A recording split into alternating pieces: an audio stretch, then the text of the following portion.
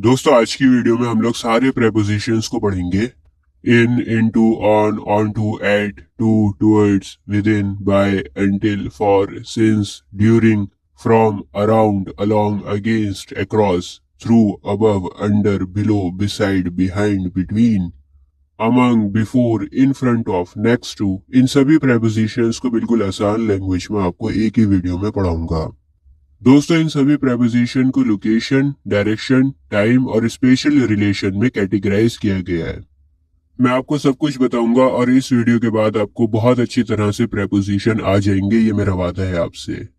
आप सभी का English for all YouTube channel में स्वागत है। चलिए शुरू करते हैं। सबसे पहले देखते हैं प्रेपोजिशन ऑफ लोकेशन को। लोकेशन के लिए तीन प्रेपोजिशन यूज होते हैं, इन, ऑन और एट। लोकेशन भी तीन जगह पर डिवाइडेड होती है। एक होता है सरफेस, जब कोई चीज सरफेस से चिपकी हुई रखी होती है ना, वहां पर आप यूज करेंगे ऑन का। When one thing is attach to और टचिंग समथिंग, जैसे फॉर एग्जांपल अभी आपकी स्क्रीन के ऊपर एक टेबल है और टेबल के ऊपर बुक रखी हुई है। अब टेबल से बुक क्या हो रही है, टच हो रही है। अब टेबल से बुक टच हो रही है, इनके बीच में कोई भी स्पेस नहीं है, तो यहाँ पर आप यूज करेंगे ऑन का। The book is on the table. Side में देखो कप्स भी रखे हुए हैं टेबल के ऊपर, तो कप्स के लिए भी ऑन का यूज होगा। ऐसे ही यहाँ पर देखो आप लोग, पाइनएप्पल रखा हुआ है टेबल के ऊपर, तो यहाँ पर भी ऑन आएगा। तो अगर कोई चीज सरफेस से टच कर रही है, उसके ऊपर रखी हुई है, वहां पर हम यूज करेंगे ऑन का। On the table, on the floor, on the chair, इस तरह से आप यूज करेंगे। अच्छा जी, दूसरा है इनक्लोज्ड एरिया। इनक्लोज्ड एरिया के लिए यूज होता है इन। देखो जब कोई चीज किसी चीज के अंदर होती है ना, कवर्ड होती है, वहां पर आप यूज करेंगे इनका। When something is inside something, जैसे मान लो ये बिल्डिंग है। अब इस बिल्डिंग के अंदर मैं हूँ, चारों तरफ से सराउंडेड हूँ, कवर्ड हूँ।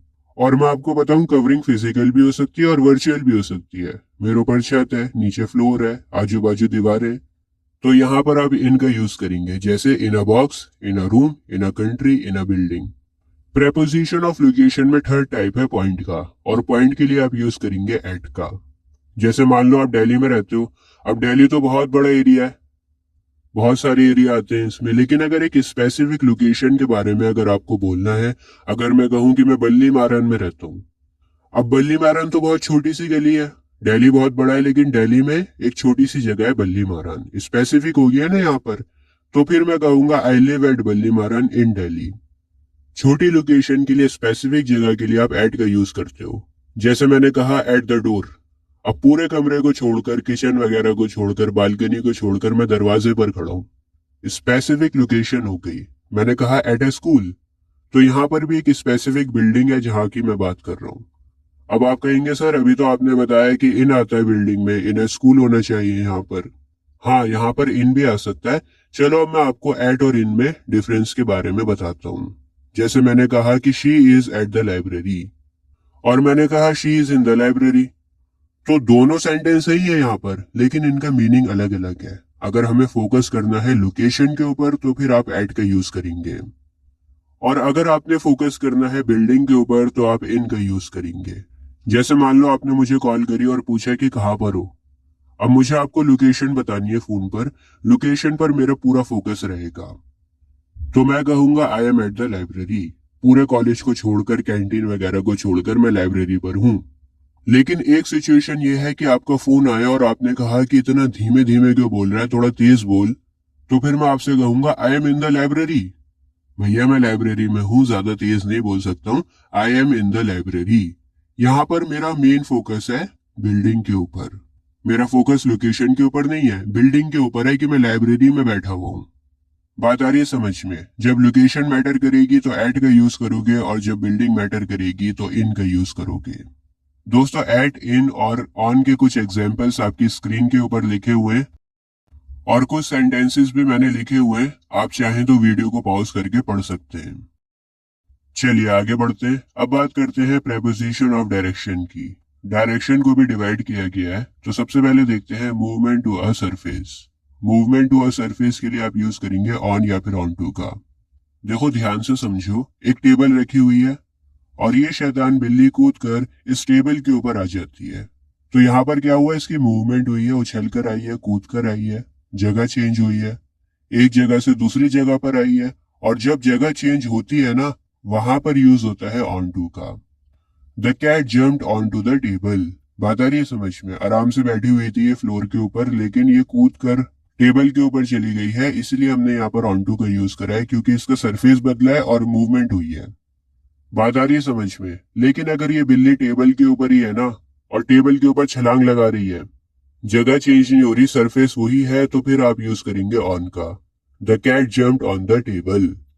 देखो दोनों का मतलब सेम नहीं है, अलग अलग है। एक जगह पर आपका सरफेस बदल रहा है, और जब सरफेस बदलेगा तब आप यूज करेंगे ऑन टू का, और अगर सरफेस वही है, चेंज नहीं हो रहा है, तो फिर आप यूज करेंगे ऑन का। तो हमारी वीडियो को भी लाइक कर दिया करो, एजुकेशन वालों को भी थोड़ा सपोर्ट किया करो, ठीक है? देखो जैसे बॉल है, अब अगर इस बॉल की मूवमेंट होगी और ये बॉल मूव करके इस बॉक्स पर आ जाती है, तो फिर इस मूवमेंट के लिए आप ऑन टू का यूज करोगे। जहां कहीं भी मूवमेंट होगी और सरफेस बदलेगा, वहां पर आप ऑन टू का यूज करोगे। इसके बाद है movement toward an enclosed area. माने जो बंद जगह होती है ना, चारों तरफ से कवर्ड होती है, वहां पर आप यूज करेंगे इन और इनटू का। जिस तरह से ऑन टू का मूवमेंट है ना, बिल्कुल ऐसे ही इनटू का भी मूवमेंट होता है। ऑन टू का अपोजिट है इनटू। जैसे for example, Ali put the cake into the oven. अब देखो केक है और अली ने क्या करा, उस केक को ओवन में रखा। तो ओवन में रखने में मूवमेंट होगी, उसको ले जाया जाएगा केक को। केक का जो सरफेस है वो बदलेगा, लेकिन एक सेंटेंस है the cake was in the oven. अब यहाँ पर सरफेस चेंज नहीं हुआ है। हो सकता है केक अंदर ओवन में घूमेगा, लेकिन उसका सरफेस तो वही रहेगा ना। तो इसलिए हमने इन का यूज किया है यहाँ पर। बिल्कुल इसी तरह से ही जम्प्ड इनटू द वाटर। वह पानी में कूद गया। पहले जमीन पर था, फिर पानी में कूदा, तो मूवमेंट हुई है ना, सरफेस बदला है। लेकिन पानी में कूदने के बाद उसका सरफेस बदल चुका है, अब उसका सरफेस नहीं बदलेगा, तो मैं कहूंगा he was in the water. वह पानी में था। अब पानी में ऑब्वियसली मूवमेंट तो होगी उसकी, लेकिन सरफेस तो वही रहेगा। तो जब सरफेस बदलेगा तो इनटू, और अगर सरफेस नहीं बदला तो इन। नेक्स्ट है जी मूवमेंट टुवर्ड डेस्टिनेशन। यहाँ पर आप यूज करेंगे टू या फिर टुवर्ड का। टुवर्ड भी लिख सकते हो, टुवर्ड्स भी लिख सकते हो, एक ही बात है, कोई डिफरेंस नहीं है। एग्जाम्पल से आपको समझाता हूँ। जैसे मान लो मुझे जाना है ताजमहल। ताजमहल मेरी डेस्टिनेशन है, मुझे घूमने जाना है वहां पर। तो मैं कहूंगा I am going to Taj Mahal. लेकिन अगर मुझे ताजमहल नहीं जाना, लेकिन जहां पर मैं जा रहा हूं ना, वो ताजमहल की ही डायरेक्शन में है, ताजमहल की ही रास्ते में पड़ता है, तो मैं कहूंगा I am going towards Taj Mahal. इसका मतलब यह है कि मैं ताजमहल की ओर जा रहा हूं, लेकिन मुझे ताजमहल नहीं जाना, कहीं और जाना है। लेकिन जो रूट है ना मेरा जाने का, वो सेम डायरेक्शन में है, ताजमहल का रूट है। बात आ रही है समझ में? जैसा कि मैंने आपको बताया कि टूवर्ड भी लिख सकते हो, टूवर्ड्स भी लिख सकते हो, एक ही बात है। टूवर्ड यूज करते हैं अमेरिका और कनाडा में, और टूवर्ड्स इंग्लैंड में बोला जाता है, लेकिन दोनों का मतलब सेम है। तो मान लो ताजमहल के बराबर में कोई बहुत अच्छा रेस्टोरेंट है, मुझे रेस्टोरेंट में जाना है, लेकिन वो रास्ता ताजमहल का ही है, तो मैं कहूंगा I am going towards Taj Mahal. लेकिन अगर मैं ताजमहल में ही जा रहा हूँ, तो मैं कहूंगा I am going to Taj Mahal, मतलब मैं कहीं और नहीं जा रहा हूँ भैया, ताजमहल ही जा रहा हूँ घूमने। आगे बढ़ते हैं। अब आ जाओ प्रेपोजिशन ऑफ टाइम पर। टाइम भी दो तरह के होते हैं, एक होता है पॉइंट टाइम और एक होता है एक्सटेंडेड टाइम। पॉइंट टाइम वो होता है जो एक्सटेंड नहीं हो सकता है, सिंपल सी बात है। जैसे मान लो मंडे। अब मंडे पूरे हफ्ते में एक ही आता है, पॉइंट है वो एक। पूरे हफ्ते में एक ही संडे आता है, पूरे हफ्ते में एक ही सैटरडे आता है, एक पॉइंट है ना। या मैंने कहा 2 तारीख, अब पूरे महीने में 2 तारीख कितनी बार आएगी, एक ही बार आएगी, पॉइंट है वो। पॉइंट टाइम के लिए आप यूज करते हैं इन, ऑन और एट का। पहले पॉइंट टाइम समझा देता हूँ, उसके बाद हम लोग एक्सटेंडेड टाइम के ऊपर आएंगे। एट को देखते हैं सबसे पहले। एट आप यूज करेंगे नाइट के लिए, क्लॉक के लिए और हॉलीडेज के लिए। जैसे मैंने कहा my father comes late at night. मेरे फादर देर रात घर पर आते हैं। अब आप कहेंगे सर मैंने तो बहुत जगह लिखा देखा है इन द नाइट। देखिए इन द नाइट भी ठीक है, लेकिन उसका मतलब चेंज हो जाएगा। एट नाइट आप जनरली यूज करते हैं, मतलब हर रात ऐसा होता है, डेली होता है। हर रात क्या होता है, मेरे फादर लेट आते हैं। हर रात मैं खाना खाता हूँ, हर रात मैं मोबाइल चलाता हूँ, हर रात हम बातें करते हैं। लेकिन कभी कभी क्या होता है, कुछ अलग हो जाता है, और आप उस स्पेसिफिक रात को बताते हो इन से। जैसे फॉर एग्जाम्पल, कल रात को आपको सलमान खान मिल गया गाड़ी चलाते हुए रोड के ऊपर। अब भाईजान आपको रोज रात को तो नहीं मिलेंगे गाड़ी चलाते हुए, इत्तेफाक था जो आपको रात को मिल गए। तो ऐसी सिचुएशन में जब कोई चीज कभी कभी हो, वहां पर आप इन द नाइट का यूज करेंगे। बात आ रही है समझ में? अगर डेली रूटीन है तो एट नाइट, और अगर कोई चीज कभी कभी होती है, इत्तेफाक से होती है, वहां पर आप यूज करेंगे in the night. In the night he use करना, इन नाइट यूज मत करना, गलत हो जाएगा नहीं तो। इसके अलावा एट यूज होता है टाइम बताने के लिए, जैसे at 7 o'clock, at 5:30 PM, at 2:30 PM।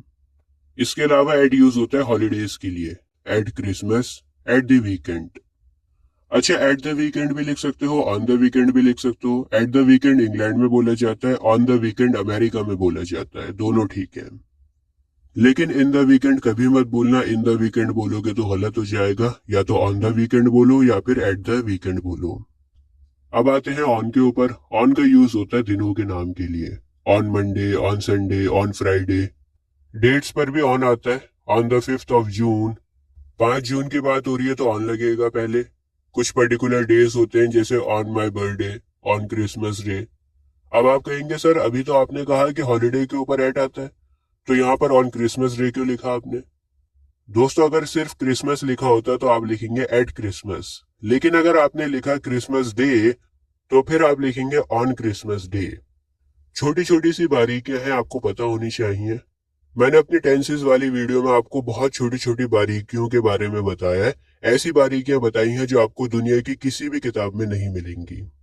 अभी तक प्रेजेंट, पास्ट और फ्यूचर तीनों टेंसेस की वीडियो से 25 लाख से ज्यादा लोग फायदा उठा चुके हैं, तो आप भी फायदा उठाइए। और मेरा वादा है आपसे कि आपने अगर मेरी टेंसेस की वीडियो देख ली ना, तो आपको सारी जिंदगी काम आएंगी। डिस्क्रिप्शन बॉक्स में लिंक डाल दूंगा टेंसेस की तीनों वीडियोस का, आप चाहें तो देख सकते हैं। अच्छा जी, अब आते हैं इनके ऊपर। इनका यूज होता है पार्ट्स ऑफ द डे के लिए, जैसे in the morning, in the afternoon, in the evening. Months के लिए भी आप इनका यूज करेंगे, इन दिसंबर, इन जनवरी, इन जुलाई। सेशंस के लिए भी आप इनका यूज करेंगे, in winter, in summer. Years के लिए भी इन आएगा, इन 2020, इन 2018। डिकेड्स यानी दशक के लिए भी इन आता है, इन द 1990s। और सेंचुरीज में भी इन आता है, इन द 20th सेंचुरी। मैं आपको एक एग्जाम्पल से क्लियर कर देता हूँ, ध्यान से समझना। जैसे 15 अगस्त 1947 लिखा हुआ है। अब आप मुझे बताओ कि यहाँ पर कौन सा प्रेपोजिशन लगाओगे। देखो, अगर डे मेंशन्ड है ना, जैसे यहाँ पर 15th लिखा हुआ है, तो आप आंख बंद करके लगाओगे ऑन। कोई सा भी डे हो, 1st, 2nd, 3rd, 18, 26। लेकिन अगर डे नहीं है, सिर्फ महीना या फिर साल लिखा हुआ है, जैसे अगर लिखा हुआ है अगस्त 1947, तो फिर आप लिखेंगे इन। समझ में आ रहा है? अगर 1947 भी लिखा हुआ है तो आप लिखेंगे इन। ऑन आप तभी लिखोगे जब डे मेंशन्ड होगा। आगे बढ़ते टाइम में, अब हम लोग बात करेंगे एक्सटेंडेड टाइम की। एक्सटेंडेड टाइम में यूज होता है during, by, from, to, within, for, since. During का मतलब होता है दौरान, जैसे ड्यूरिंग द समर वेकेशन, माने समर वेकेशन के बीच में, समर वेकेशन के दौरान, जब समर वेकेशन स्टार्ट हुए और खत्म हुए उसके दरमियान। जैसे ड्यूरिंग प्रेगनेंसी, अब प्रेगनेंसी 9 महीने की होती है, तो इस 9 महीने के टाइम पीरियड को बयां कर रहे हैं। She felt a lot of pen during pregnancy. Pregnancy के टाइम पीरियड में उसको काफी दर्द महसूस हुआ। ठीक है, इसके बाद आते हैं सिंस के ऊपर। सिंस का यूज होता है पर्टिकुलर टाइम के लिए, जैसे फॉर एग्जाम्पल मैंने कहा सिंस मॉर्निंग। अब एक पर्टिकुलर टाइम है, आपको पता है कि मॉर्निंग का टाइम क्या होता है। आप मॉर्निंग के टाइम को इमेजिन कर सकते हो। मैंने कहा सिंस 2008, तो एक पर्टिकुलर टाइम है, आप इमेजिन कर सकते हो कि 2008 में क्या क्या हुआ था। 2008 में फाइनेंशियल क्राइसिस आया था पूरी दुनिया में। या मैंने कहा सिंस 2001, तो एक पर्टिकुलर टाइम है, आपको एकदम से याद आ जाएगा कि अमेरिका में 9/11 टेररिस्ट हमला हुआ था। अब देखो, फॉर को समझो ताकि आपको सिंस और भी अच्छी तरह से समझ में आ जाए।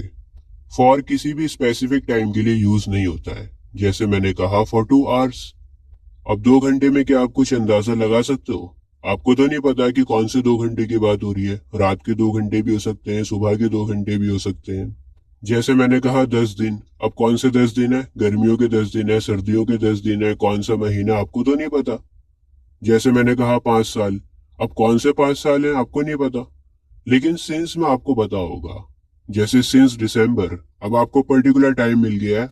आपको पता है कि दिसंबर में सर्दियां आती हैं, क्रिसमस आता है, साल खत्म होता है। समझ पा रहे हो? सिंस और फॉर को मैंने टेंसेस वाली वीडियो में बहुत अच्छी तरह से एग्जांपल्स के साथ में समझाया है। अगर आपको क्लियर नहीं हुआ तो टेंसेस वाली वीडियोस को देख लेना। टेंसेस वाली वीडियोस को तो आपको जरूर देखना चाहिए, चाहे आपको टेंसेस आते हो या नहीं आते हो, क्योंकि उसमें कुछ ना कुछ आपको जरूर सीखने को मिलेगा और आपकी फाउंडेशन मजबूत होगी। टेंसेस से आपकी फाउंडेशन मजबूत होती है, उसका लिंक मैं डिस्क्रिप्शन में डाल रहा हूँ। इसके बाद है फ्रॉम टू। ये बताता है टाइम को जब कोई चीज शुरू होती है और खत्म होती है। जैसे from 8 AM to 7 PM, from 9 AM to 12 PM। सुबह 9 बजे शुरू होगा, दोपहर 12 बजे खत्म हो जाएगा। सिंपल है, ज्यादा समझाने की बात नहीं है। इसके बाद आता है बाय। बाय का यूज वहां पर होता है जब आपके पास में एक डेडलाइन होती है और आपको उस डेडलाइन पर या उससे पहले काम खत्म करना होता है। जैसे मैंने कहा संडे तक काम खत्म हो जाएगा। अब संडे आखिरी तारीख है, संडे पर तो काम खत्म होना ही होना है, लेकिन संडे से पहले भी खत्म हो सकता है। जैसे मैंने कहा कि तुम्हारे पास 16 तारीख तक का टाइम है, 16 तारीख तक ये काम खत्म करके दो। अब 16 तारीख तुम्हारी डेडलाइन है, 16 तारीख पर तो काम खत्म ही होगा, लेकिन हो सकता है कि 14 को खत्म हो जाए, 15 को खत्म हो जाए, 12 तारीख को काम खत्म हो जाए। लेकिन 16 तारीख क्या है, लास्ट डेट है, तुम्हारी डेडलाइन है। तो मैं कह सकता हूँ the work will be done by Sunday. Sunday deadline है यहाँ पर। संडे तो खत्म हो ही जाएगा, लेकिन हो सकता है कि सैटरडे को खत्म हो जाए या फ्राइडे को खत्म हो जाए। I will do it by tomorrow, माने मैं कल तक काम खत्म कर दूंगा। कल आखिरी तारीख है, कल से पहले पहले मैं काम खत्म कर दूंगा। साथ के साथ मैं आपको अंटिल के बारे में भी बताता चलता हूँ। बच्चे बहुत कंफ्यूज होते हैं अंटिल और बाय में। अच्छा, अंटिल और टिल एक ही बात है, ठीक है, कंफ्यूज मत होना। अंटिल का भी यूज कर सकते हो आप, टिल का भी यूज कर सकते हो। अंटिल का यूज आप तब करेंगे जब कोई काम किसी पर्टिकुलर टाइम पर ही खत्म होगा, वहीं तक चलता रहेगा। जैसे मान लो आप ऑफिस में जाते हो, शाम तक काम करते हो, बढ़िया काम करते हो बैठकर, और 6 बजे आपकी ड्यूटी खत्म होती है डेली। तो 6 बजे तक काम करोगे ना डेली। ऐसा तो नहीं है कि 5 बजे कभी खत्म हो गया तो आ गए घर, या 4 बजे खत्म हो गया तो घर आ गए। 6 बजे तक लग के काम करोगे, काम चलता रहेगा और एक फिक्स टाइम पर आकर खत्म होगा। She works until 6 o'clock। वह 6 बजे तक काम करती है। लेकिन बाय में ऐसा नहीं होता है। बाय में क्या होता है कि आपके पास एक डेडलाइन है, या तो उस डेडलाइन पर काम खत्म होगा या उससे पहले भी खत्म हो सकता है। जैसे अगर मैं कहूंगा बाय 6 o'clock, तो इसका मतलब हो जाएगा कि 6 बजे तो आपको काम खत्म करके देना ही है, लेकिन हो सकता है कि 6 बजे से पहले भी काम खत्म हो जाए। और अगर अंटिल 6 o'clock लिखा तो इसका मतलब होगा कि 6 बजे तक काम चलता रहेगा और 6 बजे काम होना बंद होगा। जैसे अगर मैं कहूं you can use my phone until 8 o'clock, तुम मेरा फोन 8 बजे तक इस्तेमाल कर सकते हो। 7:59 तक मेरा मोबाइल इस्तेमाल करो, लेकिन 8 बजे मैं तुमसे अपना फोन ले लूंगा। एक फिक्स टाइम आपने बता दिया और कहा कि 8 बजे तक इस्तेमाल कर लो, लेकिन 8 बजे के बाद मैं ले लूंगा, ठीक है। फिर आता है जी within. For example, you should receive a reply within 7 days। अब देखो, इसका मतलब है कि आपको 7 दिन के अंदर अंदर रिप्लाई मिल जाना चाहिए।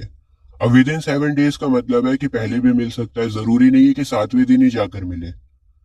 पहले दिन भी मिल सकता है, दूसरे दिन भी मिल सकता है, तीसरे दिन, चौथे दिन, 5वें दिन। 7 दिनों में कभी भी मिल सकता है, लेकिन 7 दिन के अंदर अंदर मिलेगा। सिंपल है, कुछ ज्यादा समझाने की जरूरत नहीं है। आगे बढ़ते हैं और बात करते हैं स्पेशल रिलेशन की। स्पेशल रिलेशंस में एक टाइप होता है लिमिट्स का, और लिमिट्स में आते हैं अराउंड और अलोंग। सबसे पहले अराउंड को देखते हैं। जैसे देखो, ये ऑक्टोपस है और इसके गोल गोल चक्कर लगा रहे हैं ये लोग, यहाँ पर अराउंड का यूज होगा। जैसे ये रॉकेट है, प्लेनेट के गोल गोल चक्कर लगा रहा है, तो यहाँ पर भी अराउंड का यूज होगा। जब कोई चीज गोल गोल चक्कर लगाती है, वहां पर अराउंड का यूज होता है। और अलोंग का यूज कहाँ पर होता है? अलोंग का मतलब होता है in a line matching the length और डायरेक्शन। जैसे देखो, ये इंसान है और ये उसी डायरेक्शन में जा रहा है जिस डायरेक्शन में रेलवे ट्रैक बिछा हुआ है। A man walking along the railway, it means कि वो आदमी पैरेलल चल रहा है रेलवे ट्रैक के। जैसे walking along the road, road के साथ साथ में चल रहा है पैरेलल। भाई देखो, रेलवे ट्रैक जहां पर है वहीं पर ये आदमी जा रहा है, पैरेलल चल रहा है उसके। तो यहाँ पर हम लोग अलोंग का यूज करते हैं जब हम पैरेलल चलते हैं। अब मैं आपको बताता हूँ रिलेटिव पोजीशन के बारे में। इसमें बहुत सारे प्रेपोजिशन आते हैं और मैं शुरुआत कर रहा हूँ ओवर से। ओवर का यूज आप तब करते हैं जब आपके ऊपर कोई चीज हो। जैसे for example, the birds are flying over my head, चिड़िया मेरे सर के ऊपर से उड़ रही हैं। जैसे ये देखो अम्ब्रेला पकड़ रखी है इसने, तो आप यहाँ पर भी ओवर का यूज करेंगे क्योंकि अम्ब्रेला उसके सर के ऊपर है, holding an umbrella over his head. जैसे मान लो मैंने अपने कान बंद कर लिए, तो यहाँ पर भी मैं लिखूंगा I put my hands over my years. ऐसा इसलिए है क्योंकि मैंने अपने कानों के ऊपर अपने हाथों को रख लिया है, अपने हाथों से ढक लिया है कानों को। देखो ओवर का यूज आप तब भी कर सकते हो जब कोई चीज टच कर रही हो। अगर कोई चीज टच नहीं कर पा रही है तब भी आप ओवर का यूज कर सकते हो, और अगर टच कर रही है तब भी ओवर का यूज कर सकते हो। जैसे हाथ कानों से टच हो रहा है, लेकिन फिर भी हमने ओवर का यूज किया है। जैसे मैंने कहा he puts the blanket over his body, वह कंबल ओढ़ता है, तो कंबल ओढ़ने के लिए भी आप ओवर का यूज करेंगे। और कंबल उसकी बॉडी के ऊपर तो है लेकिन टच कर रहा है उसकी बॉडी को, लेकिन फिर भी हमने ओवर का यूज किया। दोस्तों किसी नंबर के आगे या फिर अमाउंट बताने के लिए भी आप ओवर का यूज करोगे। जैसे फॉर एग्जाम्पल आपको कहना है कि उसने 1 लाख से ज्यादा वोटों से इलेक्शन को जीता, he won the election with over 1 lakh votes. बात आ रही है समझ में? यहाँ पर मैं कहना चाह रहा हूँ कि 1 लाख से ज्यादा वोटों से वो जीता है। जैसे मैंने कहा कि I own over 50% of the company shares, company के 50% से ज्यादा शेयर्स का मालिक मैं हूं। तो आप ज्यादा दिखाने के लिए भी ओवर का यूज करोगे। जैसे आप कह सकते हो कि 25 साल की उम्र से ज्यादा लोग ये कर रहे हैं, 18 साल की उम्र से ज्यादा लोग ये कर रहे हैं, 50 लाख से ज्यादा लोग ऐसा कर रहे हैं। ठीक है, अब देखते हैं अबव को। दोस्तों वैसे तो बहुत सारी जगहों के ऊपर आप अबव भी लगा सकते हो, ओवर भी लगा सकते हो, कोई फर्क नहीं पड़ता, दोनों का मतलब सेम रहता है। लेकिन कुछ ऐसी कंडीशंस होती हैं जहां पर सिर्फ और सिर्फ अबव ही लगेगा। जैसे अबव का यूज होता है कंपैरिजन में। जैसे for example his house is situated above the sea level. अब देखो यहाँ पर क्या हो रहा है, कंपैरिजन हो रहा है सी लेवल से। सी लेवल और उसके घर का कंपैरिजन हो रहा है कि उसका घर ऊंचा है सी लेवल से। तो कंपैरिजन हो गया ना, उसके घर को किससे ऊंचा दिखाया है? सी लेवल से ऊंचा दिखाया है। जैसे मैंने कहा we were flying above the clouds. देखो यहाँ पर भी आप क्लाउड्स के साथ में कंपैरिजन कर रहे हो। आप कह रहे हो कि हम बादलों के ऊपर उड़ रहे हैं।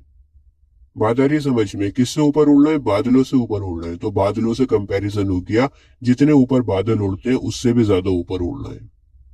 जैसे a captain in the navy ranks above a captain in the army. Navy का जो कैप्टन होता है उसकी रैंक ऊपर होती है भैया आर्मी के कैप्टन से। तो दोनों कैप्टन्स का कंपैरिजन भी हो गया यहाँ पर। इसके अलावा दोस्तों ओवर में मैंने आपको बताया था कि अगर कोई चीज टच हो रही है तो आप ओवर का यूज कर सकते हो, लेकिन अबव का यूज आप हमेशा तब करेंगे जब कोई चीज टच में नहीं होगी। जैसे एक सेंटेंस है can you raise your hand above your head. अब देखो यहाँ पर आपके हाथ आपके सर से टच नहीं होंगे। जब हमने ओवर को पढ़ा था तो मैंने एग्जाम्पल दिया था आपको I put my hands over my years. तो वहां पर अबव नहीं आ सकता है क्योंकि वहां पर मेरे कानों ने मेरे हाथों को टच किया है। लेकिन यहाँ पर can you raise your hand above your head पर इसमें हाथ टच नहीं हो रहा है, कोई कांटेक्ट नहीं हो रहा है इसमें, इसलिए हमने अबव का यूज किया। तो अबव का यूज आप वहां पर करेंगे जहां पर कोई भी टचिंग नहीं होगी। दोस्तों अबव का यूज हम टेम्परेचर के लिए भी करते हैं। जैसे the temperature of Delhi is above 45 degree Celsius. Delhi का तापमान 45 डिग्री से भी ज्यादा है। दोस्तों हाथ के हाथ आपको अंडर और बिलो का कॉन्सेप्ट भी क्लियर कर देता हूँ। ओवर का अपोजिट होता है अंडर और अबव का अपोजिट होता है बिलो। बहुत कुछ आपके समझ में आ गया होगा जब मैंने कहा कि ओवर का अपोजिट होता है अंडर और अबव का अपोजिट होता है बिलो। अंडर आप तब यूज करेंगे जब कोई चीज कवर्ड हो, सराउंडेड हो। जैसे ये बिल्ली है और ये बिल्ली टेबल के नीचे है, टेबल के अंडर है। अब बिल्ली टेबल से कवर्ड है, उसके अंदर है। या मान लो मैंने कहा my shoes are under the bed, मेरे जूते बेड के अंदर है। दूसरा एग्जाम्पल देखो, ये पेंटिंग है और ये पेंटिंग के नीचे बॉक्स रखा हुआ है, लेकिन ये जो बॉक्स है ये पेंटिंग से कवर नहीं है, और इसीलिए हम यहाँ पर बिलो का यूज करेंगे। यहाँ पर हम पेंटिंग का कंपैरिजन कर रहे हैं बॉक्स से और बता रहे हैं कि जो बॉक्स है ना वो पेंटिंग से नीचे रखा हुआ है। जैसे हमने अबव में कंपैरिजन किया था कि बादल से ऊपर है प्लेन हमारा, तो यहाँ पर हम नीचे का कंपैरिजन कर रहे हैं कि पेंटिंग से नीचे है box. There is a box below the painting. तो बिलो में भी क्या हो गया, कंपैरिजन हो गया, अबव का अपोजिट हो गया। जैसे मैंने कहा you may read the points referred below, इससे नीचे लिखे हुए पॉइंट्स को आप पढ़ सकते हो। तो जब कोई चीज कवर नहीं होगी, टच में नहीं होगी, तो बिलो का यूज करोगे, और अगर कोई चीज कवर्ड है तो अंडर का यूज करोगे। इसके अलावा अंडर का यूज एज के लिए भी होता है, जैसे for example it is unlawful to buy cigarettes if you are under 18 years of age. 18 साल से कम उम्र के हो तो फिर कानून इजाजत नहीं देता आपको कि आप सिगरेट्स को खरीदो। जैसे अभी ये पिक्चर आ रही है आपकी स्क्रीन के ऊपर, देखो अगर बिल्ली अंदर है तो इन आएगा, इनकी जगह पर आप इनसाइड भी लिख सकते हैं यहाँ पर। अगर ऊपर है सरफेस से टच हो रही है तो ऑन लिखेंगे। अगर बॉक्स ने कवर कर रखा है बिल्ली को, उसके ऊपर है तो अंडर यूज होगा। अगर बिल्ली बॉक्स के सामने है तो इन फ्रंट ऑफ आएगा, अगर पीछे है तो बिहाइंड आएगा। अगर बॉक्स के बाद बिल्ली है तो फिर आप लिखेंगे नेक्स्ट टू। अब देखो बिल्ली और बॉक्स के बीच में कोई भी ऑब्जेक्ट नहीं है, बॉक्स के बिल्कुल बाद क्या है, बिल्ली है, तो आप यहाँ पर नेक्स्ट टू का यूज करेंगे। नेक्स्ट टू वहां पर यूज होता है जब किसी ऑब्जेक्ट के फौरन बाद दूसरा ऑब्जेक्ट आता है, जैसे यहाँ पर बॉक्स है, बॉक्स के बाद बिल्ली है, बिल्ली और बॉक्स के बीच में कोई और दूसरी चीज नहीं है। अगर बॉक्स से ऊपर है बिल्ली और टच नहीं हो रही है बॉक्स से तो आप अबव यूज करेंगे। अगर बॉक्स से नीचे है और टच नहीं हो रही है तो बिलो का यूज करेंगे, और अगर दो बॉक्स के बीच में है तो बिटवीन का यूज करेंगे। बिटवीन तो आपको पता ही होगा, बिटवीन के साथ साथ मैं आपको अमंग भी बता देता हूँ। देखिए जब दो चीजों की बात होती है तो बिटवीन आता है, अगर दो से ज्यादा होता है तो अमंग आता है। जैसे अगर मैं कहूँ share this sweets among children, तो इसका मतलब होगा कि दो से ज्यादा बच्चों में इन स्वीट्स को शेयर करो। बात आ रही है समझ में? अगर दो की बात है तो बिटवीन, और अगर दो से ज्यादा है तो अमंग। दोस्तों अब बात करते हैं रिलेटिव मूवमेंट्स की, जिसमें आते हैं अक्रॉस, थ्रू और अगेंस्ट।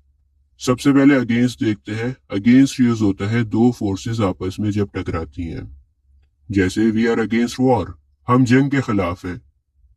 जैसे मान लो एक बंदा दीवार के सहारे खड़ा हुआ है, तो वो इंसान दीवार पर बैकवर्ड फोर्स लगा रहा है और दूसरी तरफ से दीवार भी फॉरवर्ड फोर्स दे रही है, तो ऐसी सिचुएशन में अगेंस्ट का यूज होता है। आप कहेंगे he is leaning against the wall. इसके बाद देखते हैं अक्रॉस को। जैसे मान लो ये रोड है और अगर आप इस रोड को पार करोगे, एक बाउंड्री से दूसरी बाउंड्री की ओर जाओगे, तो फिर आप यूज करोगे अक्रॉस का। जैसे we saw them walking across the street, हमने उन्हें गली के उस पार जाते देखा, गली को क्रॉस करते देखा। लेकिन दोस्तों अगर कोई चीज इनक्लोज्ड है, कवर है, और उसमें से कोई चीज होकर गुजरती है, तो वहां पर आप यूज करेंगे थ्रू का।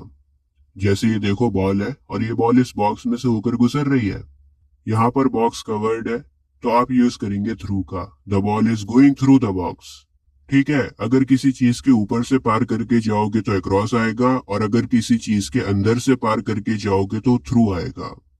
दोस्तों चलते चलते मैं आपको अपॉन के बारे में भी बता देता हूँ। अपॉन का यूज होता है जब कोई काम खत्म होता है या कोई इवेंट होता है खत्म, तो हम उस काम के खत्म होते ही एक्शन ले लेते हैं।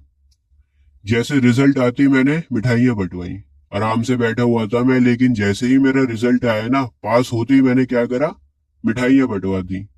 तो एक इवेंट हुआ है मेरे रिजल्ट आने का, और उस इवेंट के होते ही मैंने एक्शन लिया, मिठाइयां बंटवाई। बात आ रही है समझ में? For example, Shantanu got married immediately upon passing out the college. देखो कॉलेज से पास आउट होते ही शांतनु ने क्या करा, शादी कर ली। एक काम खत्म हुआ ही था और दूसरा काम उसने कर लिया, एक्शन ले लिया। जैसे for example, upon declaration of her result she rush towards her mother. Result declare होते ही उसने क्या करा, लड़की ने अपनी माँ के पास भागी गई। ठीक है दोस्त, कोई काम खत्म होते ही एक्शन लेना।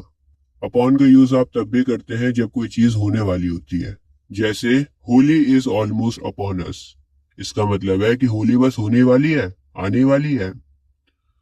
तो कोई भी प्रोग्राम हो, इवेंट हो, हॉलीडे हो, फेस्टिवल हो, जो होने वाला होता है वहां पर भी आप अपॉन का यूज करेंगे। जैसे exams will soon be upon us, माने एग्जाम्स बस आने वाले, शुरू होने वाले। His payment is going to be due upon us, उसकी पेमेंट हम पर ड्यू होने ही वाली है। दोस्तों जिस तरह से हमने ऑन टू पढ़ा था ना, वैसे ही मूवमेंट के लिए अपॉन का यूज भी हो सकता है। आप ऑन टू भी यूज कर सकते हो, अपॉन भी यूज कर सकते हो, लेकिन अगर वॉक की बात हो या क्लाइम की बात हो तो आप ऑन टू का ही यूज करना। अगर आपको कंफ्यूजन हो रहा है ना कि अपॉन क्या आ गया यहाँ पर, मैंने तो ऑन टू पढ़ा था, तो अपॉन को छोड़ दो, ऑन टू ही यूज करो, ऑन टू चल जाएगा। अच्छा, अपॉन के कुछ सेंटेंसेस देख लेते हैं मूवमेंट वाले। We were put upon this earth for a purpose. यहाँ पर आप ऑन टू की जगह अगर अपॉन यूज करोगे तो बेहतर रहेगा। इसका मतलब है कि हमें दुनिया में उतारा गया है किसी मकसद के लिए। भाई हम लोग मानते हैं ना कि आसमान से आए हैं हम लोग, तो कह रहे हैं कि हमें दुनिया में लाया गया है, दुनिया में उतारा गया है किसी मकसद के लिए। ही फेल अपॉन द ग्राउंड, वह जमीन पर गिर पड़ा। यहाँ पर भी मूवमेंट हुई है, जमीन पर जाके गिर पड़ा वो, ठीक है। दोस्तों अभी आपकी स्क्रीन के ऊपर एक प्लेलिस्ट आ रही है, इस प्लेलिस्ट पर क्लिक करके आपको बहुत ही आसान लैंग्वेज में इंग्लिश ग्रामर मिल जाएगी। सभी ग्रामर के टॉपिक्स को मैं बहुत ही आसान लैंग्वेज में कवर कर रहा हूँ ताकि कोई भी ग्रामर को समझ सके। उम्मीद है आज की वीडियो से आपको कुछ ना कुछ सीखने को मिला होगा। जय हिंद।